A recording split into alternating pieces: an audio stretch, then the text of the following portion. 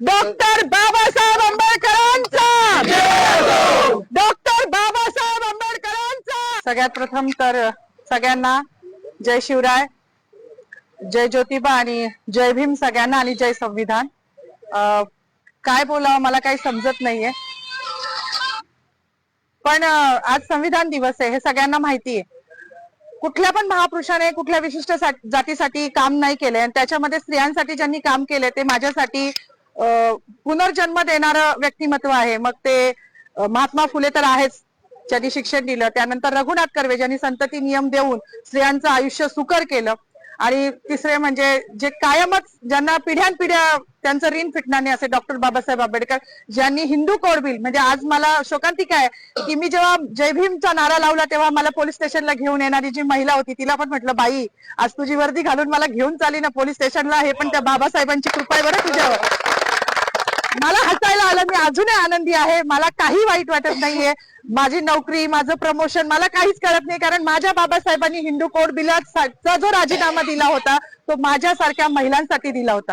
त्यांना माहिती होतं का भविष्यात माधवी जाधव जन्माला येणार आहे नाशिकमध्ये आणि ती माझ्या अस्तित्वासाठी लढणार आहे, नव्हतं माहिती, पण आमचं अस्तित्व निर्माण व्हावं। आज ज्या बसल्या आहेत ना तिकडे मंत्रिमंडळात डोक्यावर पदर घेऊन निवडणुकीपुरत्या, त्या पण बाबासाहेबांच्या जीवावर बसल्या आहेत। नाही तर विशिष्ट जातीने तेच काम करायचं असं लिहून ठेवलं होतं। चूल आणि मूल याच्या पलीकडे ह्यांच्या संविधानानुसार कुठला वाव स्त्रीला नव्हता, आणि ज्या संविधानाने आज मला ही ताकद दिली आहे त्या बाबाला जेव्हा हे संपवायला जात आहे तेव्हा त्यांची ही लेख तेवढ्याच निडरतेने उभी राहिली, आणि ह्याचा मला खूप अभिमान आहे। जास्त काही बोलणार नाही। गिरीश महाजनांनी जो बाबासाहेबांचा अपमान केला आहे तो भरून निघण्यासारखा नाही, म्हणजे त्यांच्या दृष्टिकोनातून पाप धुवायला आता कुंभमेळा येतोय, तिथे जरी त्यांनी नदीत आंघोळ केली तरी तो धुतला जाणार नाही, इतकं मोठं पाप त्यांनी केलेलं आहे।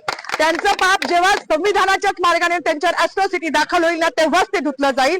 एवढीच माझी मागणी की त्यांच्यावर ॲट्रॉसिटी दाखल करावी, अन्यथा ह्याच ठिकाणी मी उपोषण चालू करणार आहे। केलंच आहे असं समजा, जोपर्यंत त्यांच्यावर ॲट्रॉसिटी दाखल होत नाही।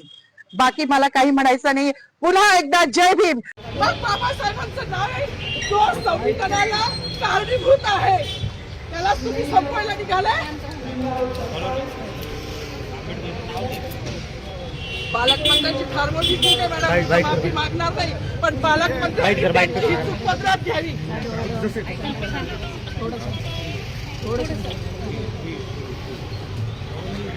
मला मीडियाशी घेणं नाही मॅडम, मला सस्पेंड केलं, मी वाळूचे गारे उपसी, मी माती काम करीन, पण बाबासाहेबांची ओळख पुसून येणार नाही, मला सस्पेंड करायचं करू शकता मॅडम। बाबासाहेबाला संपवायचं काम करायचं नाही। 26 जानेवारी 15 ऑगस्ट मध्ये मी नाही मानत, पण लोकशाही मॅडम तुम्ही सुद्धा संविधानामुळे आहात, पालकमंत्री सुद्धा पालकमंत्री संविधानामुळे आहे। कोणताही जातीभेद नाही, सगळी समानता त्यांनी दिली आहे। बाबासाहेबांचं नाव आता तरी भाषणात येईल, मग तरी भाषणात येईल।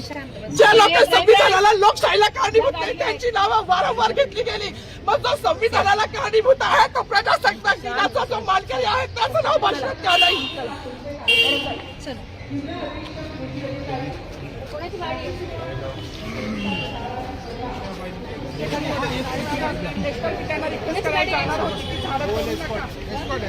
पालकमंत्र्यांची चूक पदरात घ्यावी। राहिला असेल असं नाहीये, सगळे माझा कुठलाही हेतू नव्हता, कुठलाही माझा तसा हेतू नव्हता, आणि त्याच्यामध्ये फक्त मी घोषणा दिल्या, भारत माता की जय, वंदे मातरम, शिवाजी महाराज की जय, बरोबर आहे। पण तसं काही असेल तर अनावरण झालं असेल, त्यामुळे माझा त्यामागे कुठे काही मुद्दाम नाव डावलण्याचा वगैरे हेतू नाही। आणि मला वाटतं प्रत्येक वेळेला आपण दरवर्षी भाषण देतो मी तपासून बघा, त्यावेळेला असं काही होत नाही, तर यावेळेला त्यांना काही वाटायचं तर माझी दिलगिरी व्यक्त करतो मी। महाराष्ट्राचे माजी राज्यपाल भगतसिंग